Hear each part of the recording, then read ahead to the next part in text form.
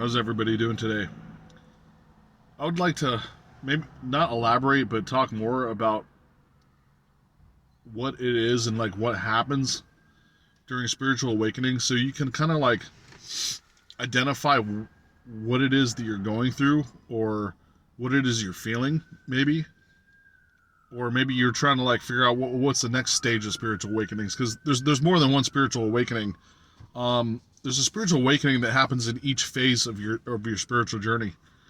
And your first, in my opinion, and I think a lot of other people would agree, spiritual awakenings can happen different amongst other people.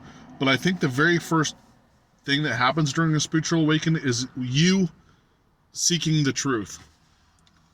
And the reason why this is because when I was younger, when I was a kid, you know, Christianity is the common religion for most.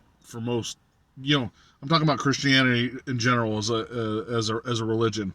All forms of Christianity, whether it be a type of Baptist, you know, Mormon, Seventh Day Adventist, whatever Catholicism, whatever religion is Christianity sort of based. That's what we were kind of taught growing up, right? And I saw major inconsistencies with what people were saying, what people were doing, and contradictions and hypocrisy, stuff that didn't make sense. The first thing that I was trying to find the truth on is if they're telling us God is everything, then why am I praying to a prophet or looking for leadership through a priest or a prophet in order to get to God? That straight up didn't make sense to me. If God is everything, then when we're one with God, it's not necessary for me to externally go to somebody else to get to God. It happens internal. So that was like one of the major first things that was kind of like, yeah, this isn't right, or this isn't working, because if God is everything in within us, then I don't have to go to anybody else, or go to a congregation or anything like that, because I can tap into it internally. Also, when it came to like governments and stuff, and the way the countries were ran, and the corruption and all this stuff, it was just like really hard for me. Cause like even at an early age, for some reason I felt like reincarnation was real, because I'm sure when I was really small or young, I have some sort of past life recollection, so I knew that, or when our souls passed, we came back to Earth again. So I believed in reincarnation like immediately, and it was like just natural for me to feel that way. So once again, that was going against like the Christian dogmatic thinking of when you leave the planet in your biological human form, that you're either going to heaven or hell. It was like your eternal destiny of your soul is dependent on your 60 something years of your human life, and so there was no such thing as reincarnation in that respect.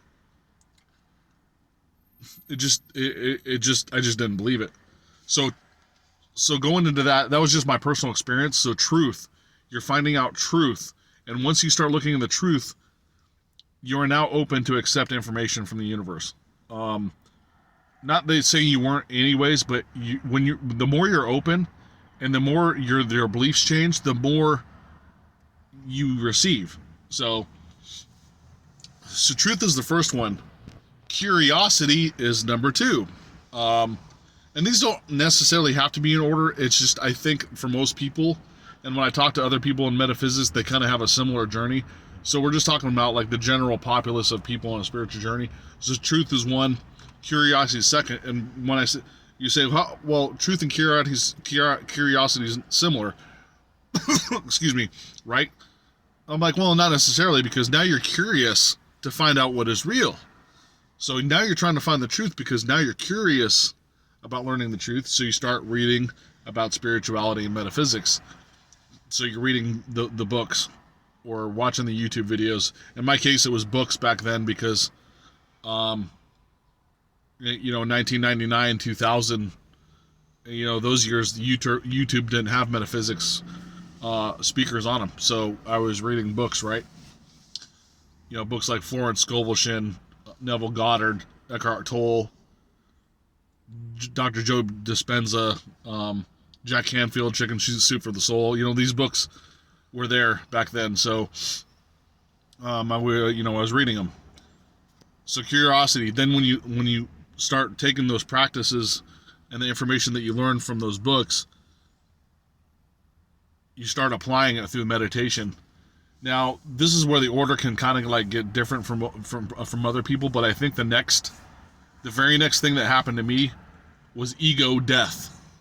So my ego, my old style ego, when I say, I talked about ego before, is like the fight or flight. You're using your brain and your logical thinking and aggression and all that stuff is ego. I never really needed much validation. I did like it when people were laughing at jokes and stuff, so that validation part of me was there. But I didn't need like physical looks. I didn't need people to say, "Hey, you look great today." I didn't need that validation, but I wanted people to laugh if I was joking around, right? So in 2007, in my major spiritual awakening, because I think I had one before that. So my truth spiritual awakening happened when I was a kid. But when I was talking about my spiritual awakening, I'm talking about the one that was just like massive download in one day. That was like the major spiritual awakening.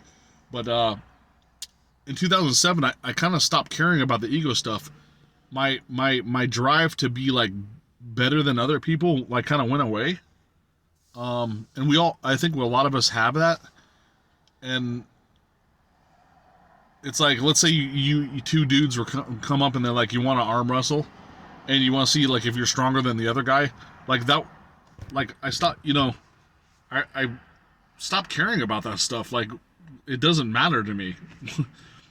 Why? If you're arm wrestling another guy and saying, "Oh, I'm stronger because I'm arm wrestling," well, for one, there's a lot of factors involved. If you develop the muscles for arm wrestling, that doesn't mean you can bench press 400 pounds.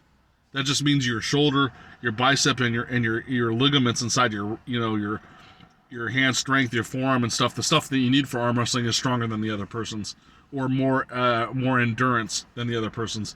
It doesn't mean you're overall stronger than the other person. Like the other person might not win in the arm wrestling contest against you, but maybe he can squat 500 pounds and the other guy can't even squat 300. So I mean, what is your measurement of strength? But either way, it doesn't matter. Let's say you are squatting 500 pounds. Are you doing it to be better than others at squatting, or are you doing it to, I told you, so are you doing it to benefit yourself? So like validation is out the window when it comes to ego death. And then you start that's when you start questioning. You start questioning everything, and then you're realizing. So questioning is a little bit of the fourth spiritual awakening.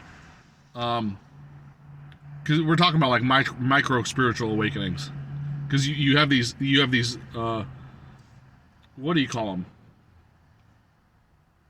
These little micro enlightenments that you go through. It's through cycles, and it happens multiple times.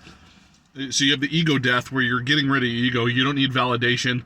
You're trying. You don't need to be the best basketball player on the planet. You don't need to be the richest person on the planet.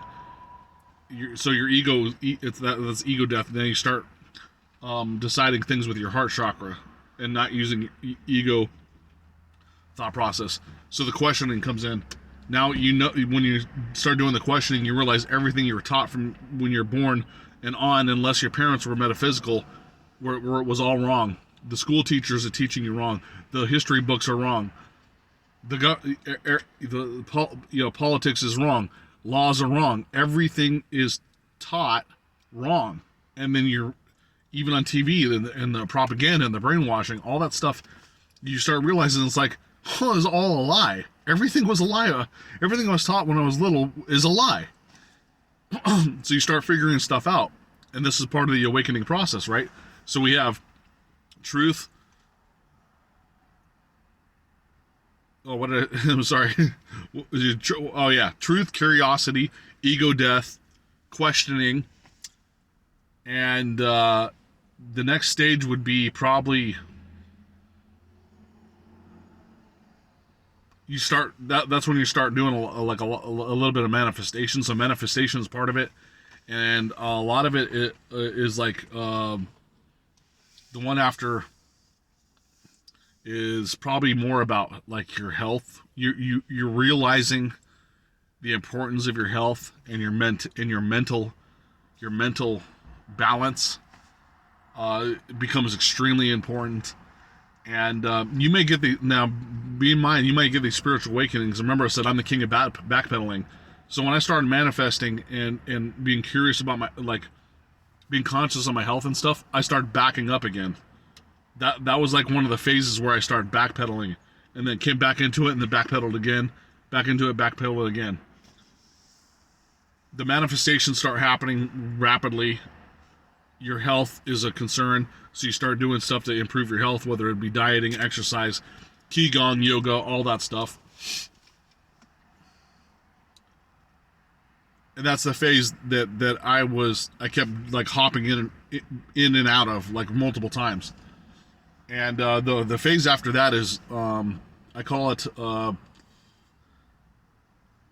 other people call it different things. I call it the basically the enlightenment awareness, spiritual awakening. And the enlightenment awareness is a high level of a spiritual awakening. You're at that point in time, you're going about your day, you're waking up happy, you're sleeping fantastic, your life is in balance, you manifest anything you want. You're helping other people on a daily basis. You're in a constant flow state. That is like the enlightenment awaken. You're awake. You're totally awake. And when I say totally awake, it's like your chakras are in line, and you're just you're in a state of abundance. Excuse me. And you're helping other people with what it is that you know, or whatever it is you're teaching, or bringing to benefit the humanity basically. It's also an awakeness or an awareness of helping the planet. You're probably already starting to plant your plants in your ground, eating off the land, doing stuff like that as part of your daily routine. You're at a high level, and then after above that, you're basically in the one after that. I would say you're in mastery. So you're pretty much mastered. You're like the grand master of the force, and your being state is just pure love, pure meditation. You're hyper balanced. When people look at you, they come up to you immediately asking questions because they know you know something. The flow state is so high that you don't it's like effortless for you to you don't even require anything anymore. You're just like in an effortless state of bliss and abundance and teaching. So those are some of the sorry, excuse me. I was coughing a little bit yesterday, so now I'm doing it on the video. I apologize, but anyways, those are some of the things that you go through during the spiritual awakenings. And what it is just the advancement of yourself on your spiritual journey. And I told you, like when I talked about grand mastery and stuff, I was just using that as a term. Remember, don't get wrapped up in terms. Like people call them like master gurus and stuff. It's just terminology. It just means you're at that point in spirituality where you can astral project on cue, you can meditate on cue.